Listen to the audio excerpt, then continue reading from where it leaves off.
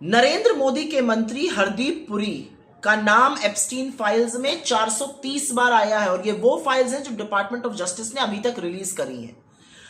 अपने बचाव में उतरकर उन्होंने कहा कि वो तो तब मिले थे जेफरी एप्स्टीन से जब उन्होंने सिर्फ इतना कबूला था कि उन्होंने अंडर एज गर्ल्स को सॉलिसिट किया था। अंडर एज गर्ल्स से यहां पर मतलब है बच्चियों के साथ वो रेप कर रहा था, बच्चियों को वो प्रोस्टिट्यूशन में डाल रहा था।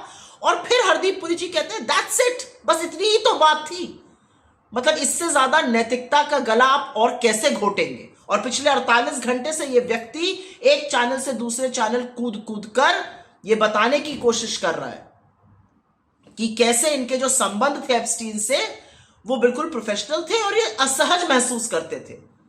हर चीज की बातें कर रहे हैं, लेकिन ये जवाब नहीं दे रहे कि ये जानने के बाद कि ये आदमी कितने बड़े बड़े अपराधों का दोषी पाया गया था, छोटी बच्चियों के साथ रेप का, पीडोफाइल होने का, उनको सेक्स में ढकेलने का, उनकी ट्रैफिकिंग करने का, ये सब आरोपों का दोषी पा लिया गया था एप्स्टीन। और उसके बाद भी हरदीप पुरी उससे मिल रहे थे, उसके घर जा रहे थे, उसके साथ कॉफी पी रहे थे, उससे राय ले रहे थे, उसको किताबें गिफ्ट कर रहे थे, उसके साथ तमाम ईमेल्स का एक्सचेंज किया जा रहा था।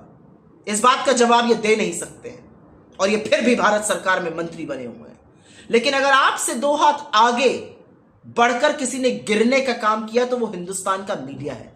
सारी दुनिया थू थू कर रही है एप्स्टीन के नाम पर, लेकिन हिंदुस्तान का मीडिया आपको समझा रहा है कि हाँ वो पीडोफाइल था, हाँ वो सेक्स ट्रैफिकर था, हाँ उसने छोटी छोटी बच्चियों का बड़ा नाजायज फायदा उठाया, लेकिन वो एक पावर ब्रोकर भी था।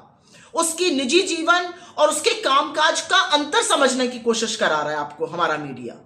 मतलब क्या हो गया आप लोगों को? अब क्या अगला अंतर आप ये समझाएंगे कि दाऊद इब्राहिम और मसूद अजहर और इस तरह के दुर्दांत आतंकवादियों का भी कारोबार है, उनके निजी जीवन को और उनके दुर्दांत आतंकवाद को अलग अलग देखिए। तो क्या हुआ, उन्होंने कुछ लोगों को मार दिया, अब आप ये समझाइएगा हमें।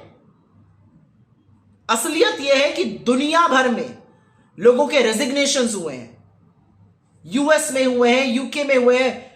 पीटर मैंडलसन का रेजिग्नेशन यूके में हुआ, मॉर्गन मैक्सवीनी का हुआ, यूएस में जो ईतो का हुआ, लॉरेंस समर्स का हुआ, ब्रैड कार्प का हुआ, स्वीडन में रेजिग्नेशंस हुए, नॉर्वे में हुए, फ्रांस में हुए।